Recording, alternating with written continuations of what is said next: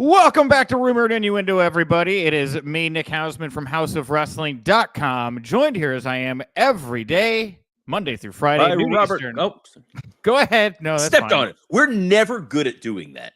No. We're 3 weeks in, and there's the pause. And when I go back and listen to the show, you're like, and here's my co-host, and then like 4 minutes of dead silence until I was like, oh shit, that's me. It's funny because we had like 15 minutes. We were ready to prep the show today, and I had on my mind we should rehearse the intro because it's been really choppy. But hey, we'll do it tomorrow. We'll get it right then. But of course, today we are off into the races, everybody. Welcome to Rumor and Innuendo, ad-free shows, podcast heat, only weekly pro wrestling news show. We are very happy to be here with all of you today. We're streaming on X. We're streaming on YouTube. And of course, if you can't catch us live here in video form, you're always welcome to go over and subscribe to us on your favorite podcast platform. Man, we have a big show here today.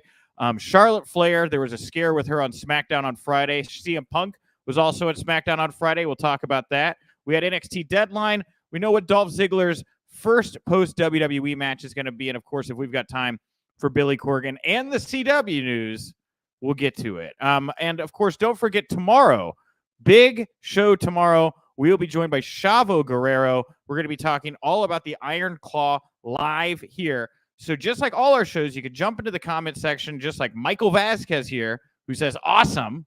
Hi, Michael. And you'll be able to ask us, Chavo, any questions you want tomorrow. Very special episode, and we're going to have another guest we're going to announce on tomorrow's show for Wednesday. So we're popping here, buddy. This is a big week. I love it. This is really exciting. We're in week 3. I feel like outside of the opening here, we're hitting our groove. The feedback I've gotten from a lot of people has been really fantastic. Folks posting stuff online, messaging me. The general gist of it is they just like it's a 30, 35-minute show, easily digestible, get a lot of the news. They like hearing from us, and we cut through a lot of the nonsense. There's not some of that weird Meltzery baggage that I think exists elsewhere. I like Dave, first of all, but let's get it off your chest here. You were upset about Ticketgate over the weekend. Look, I like Dave as well. When I met him, he almost made eye contact. It was cool to get to talk to him. But he, over the weekend, erroneously announced that Elimination Chamber had sold 8,000 seats to signal that this global WWE expansion not going well, when it turns out in reality they've sold around 40,000 seats. And I understand in the world of wrestling journalism, sometimes people are going to make some errors. But when you're off by roughly 32,000 tickets that are sold, and knowing how damning that sort of report is on a business end, especially for a globally traded public company, that's a risk. If I'm Dave, I'm not talking about things like ticket sales and numbers unless I am 100% sure that what I am reporting is accurate, because if that story got out there and got real traction that they'd only sold 8,000 seats to this Australia show and that affected the stock price, you don't want to be in that seat. You know, we're Rumor and Innuendo. We're reporting what other folks are talking about, unless it's coming from House of Wrestling, where Nick has checked, rechecked, and checked again. But when I saw that Meltzer story, it really struck me as surprising and just how inaccurate it was. And I'm surprised by it too, because you know, all of the business of covering pro wrestling has become somewhat fragmented. Everybody has specialties, right?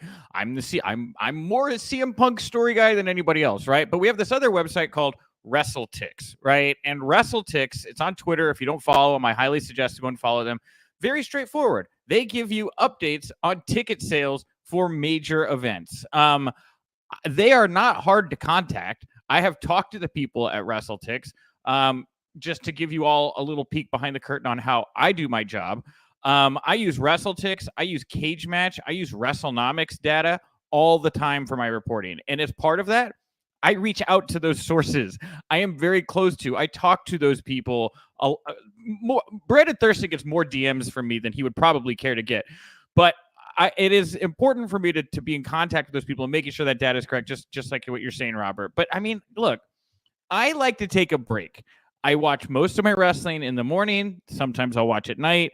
But Dave doesn't stop, man. Like, the churn rate on the amount of content that guys like him and Mike Johnson and some of these other guys put out, it is just so easy to get lost in that fog of war there when you're throwing out so much information on a daily basis, Not to make excuses. I'm just saying that's a reality of it. I look at how much content these people are putting out sometimes, and I'm just like, man, what do you do with your time? Is this it? I guess, Well, he's not spending that time cleaning his office, so we know that. But it's tough because wrestling journalism over the last however many, several years, has gained a lot more credibility because there are so many people who are really taking it seriously. And it's not like when I was growing up as a kid and you go on a website and they just post any sort of nonsense to get clicks, no matter how ridiculous it was. And because there was so little access backstage, especially during the Monday Night Wars, you're just relying and hoping that whatever dirt sheet information you're seeing is accurate. I know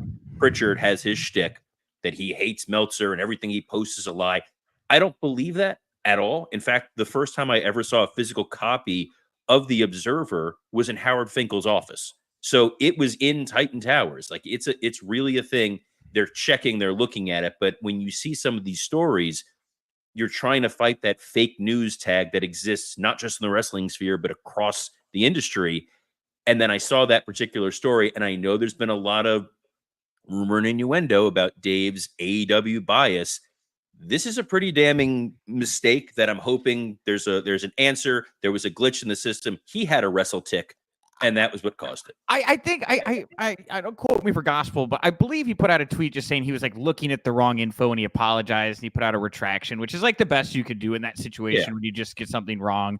So unfortunate, but you're absolutely right, and it's disconcerting.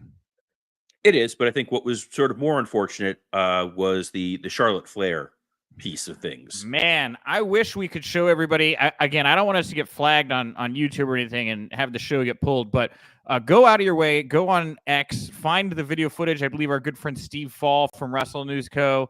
Got a good clip of it. I think he was at the show, but man, Charlotte Flair wrestling Asuka on SmackDown. There was this spot.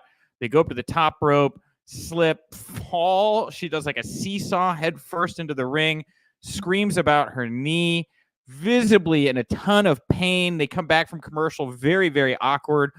I've been trying really hard to get more info about what's going on with Charlotte. Nobody has been willing to give me an update. I know that Fightful reported that the injury is legitimate. I think that was pretty clear from anybody who was watching that something had gone awry there. What goes through your head when you see something like this play out, Robert? So I was watching SmackDown Saturday morning, and when they fast forward and they come back from commercial, and Charlotte's down, Asuka's down, and they're talking about this.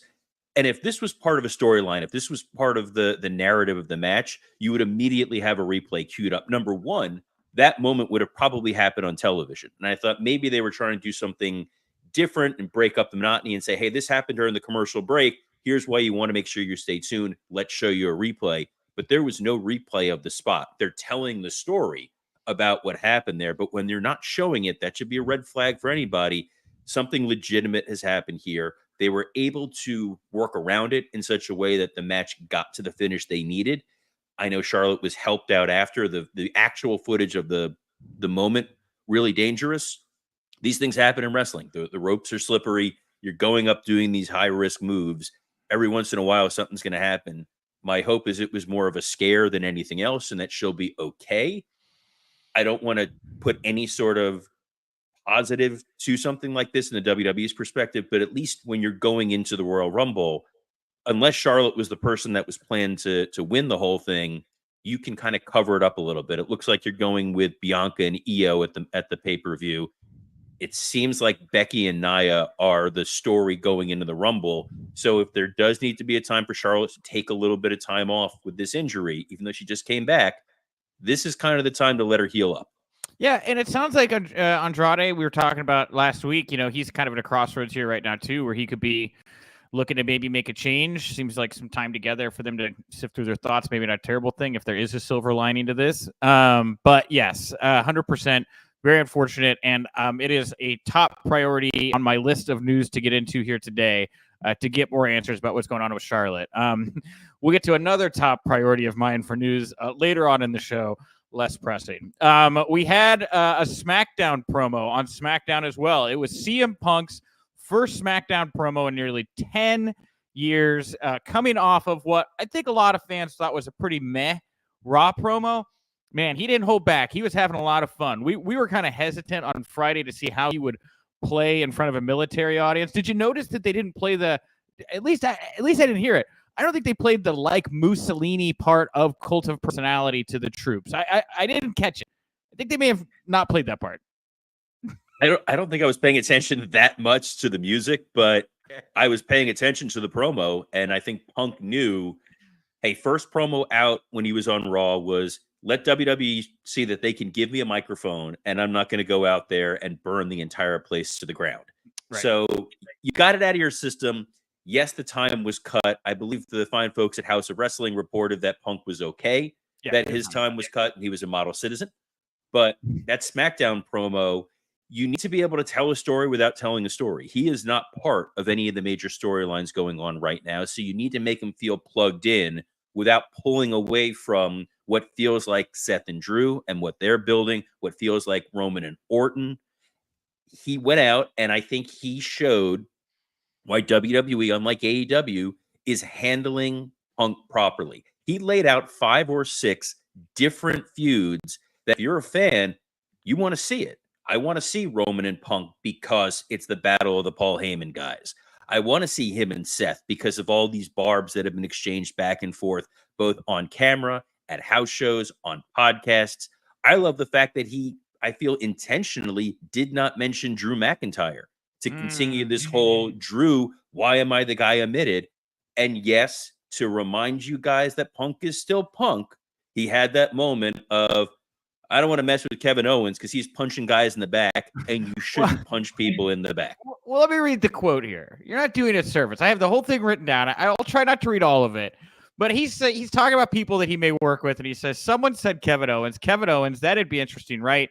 Can I tag with Kevin Owens? Maybe I can fight Kevin Owens. Let's pump the brakes on that one for just a second. Kevin's a little bit prickly, and I mean to say is that him and I are probably too much alike. And I don't know who would feel comfortable working with somebody who randomly just punches people in the face backstage. I mean, it's 2023, ladies and gentlemen. You just can't be doing stuff like that. That's insane. And to wit, he also teased wanting to headline WrestleMania 40 in this promo. That was where I was going to go with that too. Yeah, the end of it was he laid out a mission statement of folks he wants to work with. He took the little bit of a quasi shot at AEW without making it so overt. And it was him calling his shot and basically saying, I want a main event WrestleMania. Another smart thing they did on SmackDown, and I see someone in the comments to this. I'm going to put it up on the screen. I've never done this before. This is Issa, by the way, our good friend Issa, New York City Demon Diva. Issa, New York City Demon Diva wrote, including him in the backstage segment was a very smart decision as well. I completely agree. His interaction with Kevin Owens and the tension there, his little moment with Randy Orton and LA Knight, these little just record drop moments of, boy, we're going to get a lot of fun stuff over the next year or so. Fantastic. His stuff on NXT, which I know we'll get to a little later. He's having a lot of fun. And as an audience member, you have to be enjoying that. Well, the only backstage segment you didn't bring up was the Cody Rhodes one. And I thought that was the best. That was the best backstage segment, I thought, because it is so clear that both of these guys, like, look, they went to AEW, or in one case started AEW to kind of show that they could be a draw outside of the mold. They proved it. They got brought back, and they were, Cody probably more so than Punk, were made assurances about how they were going to be used. Both guys are guys that have a great case to make. They got a lot of history. I think the fans could see either of them in the main event picture. LA Knight, this is going to be a real test. Can he step up and hang with some real sharks right now? Spoiler alert, no. Well, I didn't want to be so blunt about it. I will be blunt about it. I'm okay with that. When you speak ill of LA Knight, you know what you're stepping into. I hope he steps up. I love the merchandise that he's selling. I love that the crowds are invested in him, and you always want to be excited when the crowd is invested in somebody. I'm not as, bullish about him as others are, but part of why I love Triple H is I don't think he is either, but he's willing to give it a shot, and he's willing to give him as many opportunities as they can to see how you can make money. And that Cody Punk moment of them shaking hands, I saw someone online posted, I'm going to tell my kids this was Dynamite. And I love that because it's sort of the great what if we never got an AEW was Cody and Punk. Man, it really is a signal to the talent, the top talent over in AEW land right now. You know, this is how you're going to get treated if you come over. You look at Jade, you look at Cody, you look at Punk. You won't be rendered some pariah for going head to head with us. You're actually maybe going to be looked at more highly because you've proved your value outside of our model. I mean, it's going to be very, very interesting to watch how differently Triple H handles this wave of talent as opposed to when Vince had the book and other talent would come in and, you know, they'd have to maybe get tested or prove themselves or whatever. I'm not getting that vibe, you know, with what's going on with these talents. If this was Vince, Punk would have come out night one and Baron Corbin would have interrupted him and we would have had a CM Punk Baron Corbin feud for like 2 months to just see how he does. But Baron Corbin had a big weekend, so. Well, while we're talking Punk, before we get to this deadline stuff, Rayanne Mohammed asked, Robert, did you ever work with Punk when you were working at WWE? I did, yes. He was in OVW for a portion of my time there, and I was actually at the very first and only ECW house show that was done at the ECW arena, which was Punk's first match there. Got to work with him during that, which was interesting. Punk has a bit of a reputation when you first meet him. He can be a little, what's a polite term, prickly. That was the word he used for Kevin Owens, was prickly. Yeah. That's where it was stuck in my brain. Like I got the full CM Punk experience when I first met him. That's all I'm going to say. But I like Punk. I think he's a really talented guy. And yes, I was glad to have gotten to work with him a little bit. Okay. You know, I'd say he's been nice to me, but, you know, you go back and watch that All Out scrum, and it doesn't really feel like he was, like, that nice to me. So, whatever. Well, he didn't offer you any of those muffins. No, but props to Leva Bates, who was awkwardly standing around with the press after that scrum was over and offered everyone lime spindrift that was left over from Punk's bag. And God bless you, Leva Bates. I've never forgotten that. It was such a great break of tension. I wish you nothing but the best. We got to get her on the show. I love Leva. She's awesome. Very good. CM Punk then on Saturday morning starts teasing that his flight got delayed. He woke up. Now he's in Bridgeport, Connecticut. Obviously, he was at the WWE headquarters. He posed in front of the big title belt, took a selfie in the gym, and then lo and behold, out to start the show is Shawn Michaels, comes down to the ring, does the "Are you ready? Are you ready?" Out comes CM Punk. They joke about how Punk makes a joke about how he didn't mean to cut off Michaels, and he says, "Were you about to say suck it?" And Michaels says, "I forgot. I looked into it for what it's worth." Michaels can say suck it. Suck it is not a banned term, but it was told to me that suck it is like the way you end a segment. And so there really wasn't any reason for him to say it in that moment with Punk because they were really just getting the segment going. What do I do for a living? This is what I'm explaining. What you do for a living, and you owe these people an apology. It's not a belt. He posed in front of the championship statue of the prestigious title. A belt is what you use to hold up your pants, you heathen. Yes. Also, it was a great moment during that promo where Shawn pointed out that Punk was wearing a Bret Hart sweatshirt. Mm-hmm. Mm-hmm. And then Punk was like, "Hey, it's fine. You guys have buried the hatchet just like me and Hunter have buried the hatchet." And then cuts to this part where he teases maybe he's going to join NXT. And then they just hit CM Punk's music, and that's it. Now, correct me if I'm wrong, Robert, but this segment felt like there was absolutely zero preparation outside of, at the end of this thing, please tease that you may sign with NXT. That's about all I could tell that may have been sketched out for what we got here on Saturday. Oh, yeah. This was the old school. We'll wing it while we're out there. We'll have fun. And when in doubt, point to the crowd and they'll chant your name. And it worked. It was, like I said, this was a fun little CM Punk moment. I don't think that NXT fans were necessarily expecting it until he teased that he was in Connecticut. Mm-hmm. So it wasn't this major moment. And it was a reminder that, yeah, he could wind up on NXT. He won't, since NXT and SmackDown both have TV rights deals locked up, but you never know. I'm really glad somebody asked Shawn Michaels about CM Punk on that Deadline media call. Somebody who would prognosticate something maybe going down there. Anyway, they were having so much fun with Punk at NXT. They did this backstage segment with Cora Jade. It was like a YouTube exclusive where she's cutting some promo about how she returned. She did. She came back on the show. She laid out Lyra Valkyria after Blair Davenport won the Women's Iron Survivor Series match. But in a moment that was also definitely not scripted, they send Punk out to interrupt her. He tells her that he's proud of her. There's this video of her crying, meeting him back in the day, and it was just very wholesome. It was just a wonderful moment of Punk interacting with somebody who is an adoring fan of his that is now a star. And notice how it didn't end with Braun Breaker punching him in the locker room afterwards. So there's that. This is how you know it's an all new, all different CM Punk. People are comfortable with him meeting their girlfriends and not being concerned that they're not going to still have a girlfriend when things are said and done. He's a charming man. A very charming man. Very charming man. But he's got a wife now. He's very happy. He does. He's happy. That's what I'm saying. Now he's happy. He's got a wife. He's got a dog. He's got Nick Hausman as his PR guy. He's living the life. Right. Me running PR for him. I will say, and look, this is going to sound like a PR statement. Everybody wanted to know more about this. I asked around.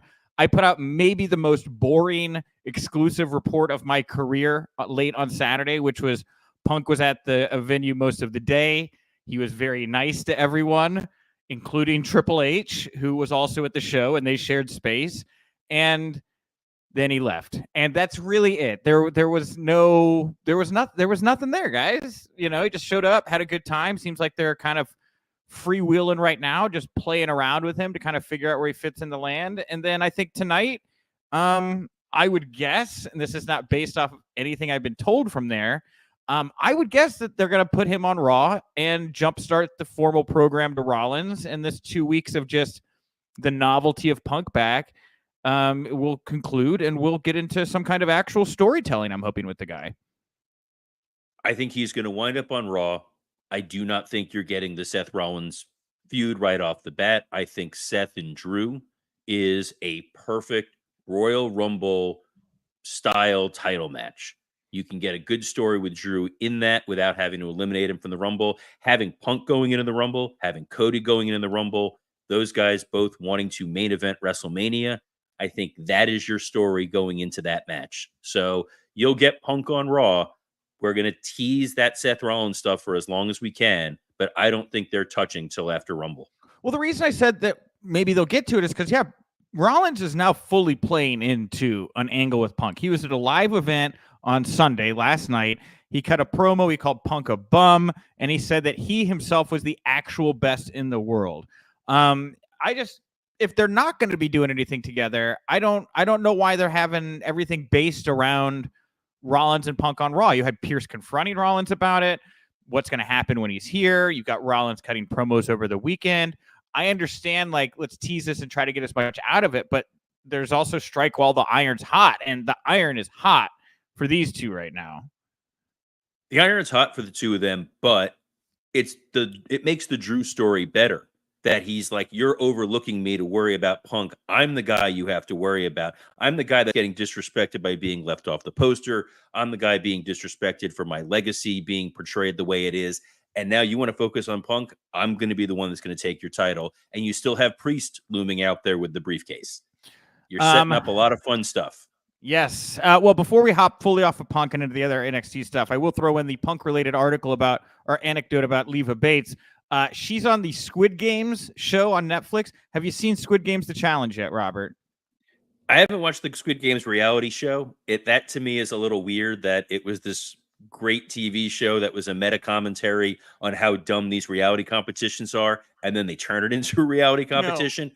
But supportive of Leva, and I hope that she did well on it. She didn't. Spoiler alert, she's not featured at all in the series.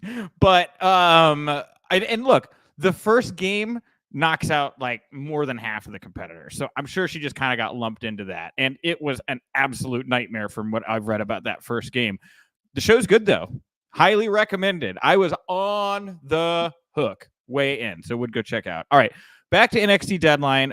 Let's take a look at the men's title picture here now. Trick Williams won the men's Iron Survivor Series match. He's going to win a shot at the NXT Men's Champion, which is still Ilya Dragunov. He retained over Baron Corbin. There was a face-off between the two at the end. Carmelo Hayes, who defeated Lexis King earlier in the night, was kind of slinking behind Trick Williams. And there's still a lot of questions that are surrounding the Trick Williams attack situation and such, but it looks like we are heading into some kind of Trick Ilya feud, which I'm guessing is going to result in them flipping into finally Trick Carmelo. I don't see Trick beating Ilya, but your thoughts? No, I think Trick is the reason why you have an NXT. He's a guy who's got an opportunity to figure things out, to develop a character, develop better in the ring. The crowd now loves chanting for Trick Williams. I feel like he is extremely popular, and he is a guy that 6 months ago was not a viable main event talent for NXT, and now he is, and they're leaning into that. And I think Ilya is going to get a fantastic match out of him. When he fails, for whatever reason that may be, it's not going to be his last opportunity at the NXT title. Right. And it's why NXT is they're doing such a great job of letting talent come into their own and not feeling like you have to immediately rush them to the main roster. I know people wanted over the weekend were clamoring they want to see Braun Breaker on Raw like tonight. And it's insane when he's only been in the business for a couple of years, how quickly they think he's ready. I know Carmelo, part of the U.S. title tournament. Yes, sir. Now, it wasn't made official he'll be on this Friday night, but he will be in the opening round, opening bracket against Grayson Waller. This got confirmed by Shawn Michaels yesterday and an online video post. But yeah, testing the waters with Carmelo on the main roster. I don't see Carmelo Hayes beating Logan Paul, but man, if he goes the distance and he gets to wrestle Logan Paul, that could be very compelling. We'll see, but man, yeah, the nice thing about NXT right now is there are so many talents where you're just like, why? I mean, you look at Tiffany Stratton, you're like, man, she could be on the main roster tomorrow. Like that, she just seems like she would fit in, right? I think a guy, and I know everybody hated the cult stuff, but I think Joe Gacy's beyond ready. I think that guy, I'm glad they're giving him a second chance to kind of like move away from the cult stuff. He's just doing random stuff. He's getting attention, but if you saw any of his work on the independents, you've seen what he's doing now in NXT. The guy has it. There is just a vibe to him. And I don't want to be macabre with Bray not being here anymore, but somebody with that energy, there's a void to fill there. And I think Joe Gacy, man, we're not far away, I think, from him really being in a spot, where I think he's going to be really, really viable.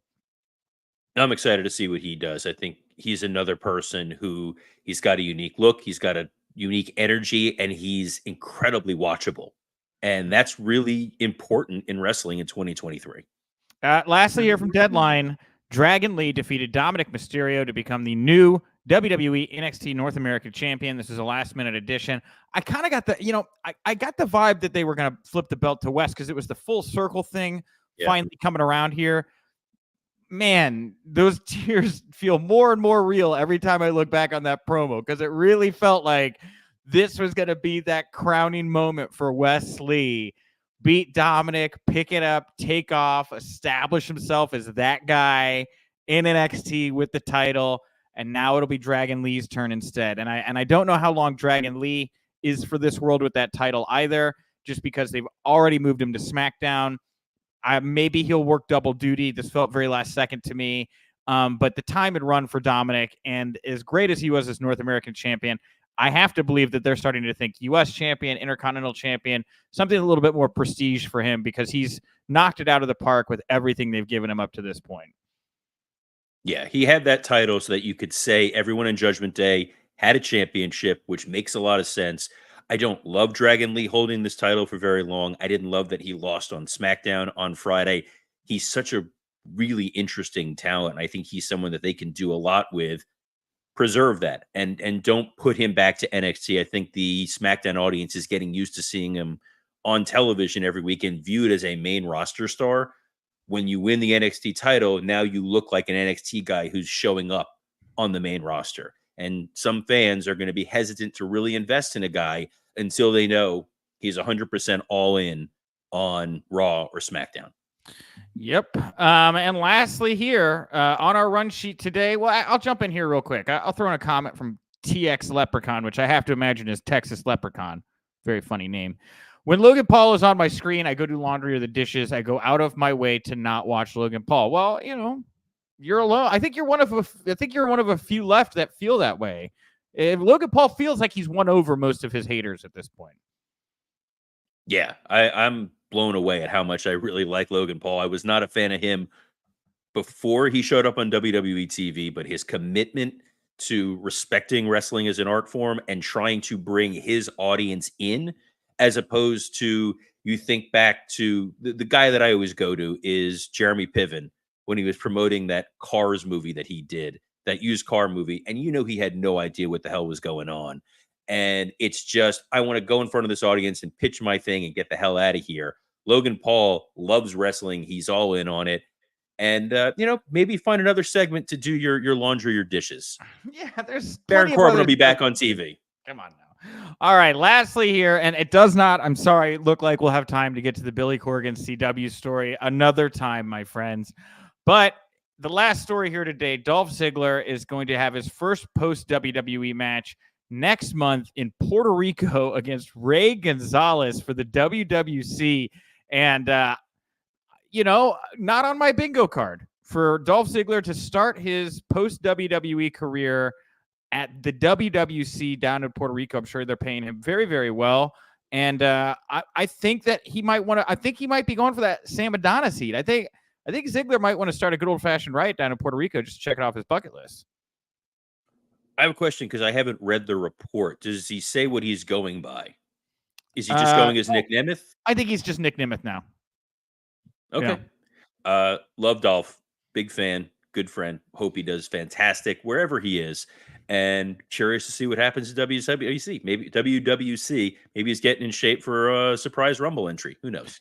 Maybe, right? It never seems like he can stay away from the WWE flame that long, right? Like a moth to light, he always seems to come back. With that, we are at the end of our time for today, everybody. Thank you so much for tuning in for another half hour of pro wrestling news with Robert and I here today. Tomorrow's a big one. Come on back, tune in live, and if you can't, again, find us on your podcast feed. We will be joined by Chavo Guerrero. It is the first day anybody is allowed to freely talk about the film that has seen it. So if you have any questions, this will be the time to ask them. We'll talk a little Kerwin White. We'll talk about a little Rey Mysterio LWO. We'll talk about whatever you guys want. It is the comment section. It will always be open, and you guys can ask some questions tomorrow for that. And of course, tomorrow, like I teased, we will have a mystery guest I'll be announcing for Wednesday's show that will join us to talk a little business of the business at the top of the show on Wednesday. Of course, like I said, the podcast feed. If you like the show, best way to show us support. And man, you guys have been coming out really strong with this, and I'm going to encourage you to keep going with it. Those 5-star ratings, those nice comments, they are helping lifting us up the iPod or the podcast charts. They are very well appreciated, very much appreciated, and I encourage you all to keep on leaving those reviews and comments. Robert, anything you want to say before we wrap up the show here today? I'm excited to talk to Chavo Guerrero tomorrow. Also, hashtag RIPod, so we can make sure on Wednesday, in addition to our illustrious guest, that Nick Hausman drinks his Woo energy drink for our Woo Wednesday spectacular. Really thrilled about that. Wait. Time out. I am trying to find this energy drink in Chicago just in case it comes to it and I have to drink this thing. I'm having some difficulty. So if anybody's in the Chicagoland area and they're really passionate about seeing this go down, my DMs are open at Nick_Hausman. If you can help me find some of this Woo drink, then that would be helpful because I'm hitting a wall right now. Yes. If for whatever reason we can't find it on Wednesday, I believe you can order it off the website. So we'll just have to have a case shipped over to Nick Hausman's house if we're unable to find it in the greater Chicagoland area. But on behalf of the soon-to-be guzzling Woo energy drink, Nick Hausman, I'm Robert Karpeles. Best of luck in your future endeavors.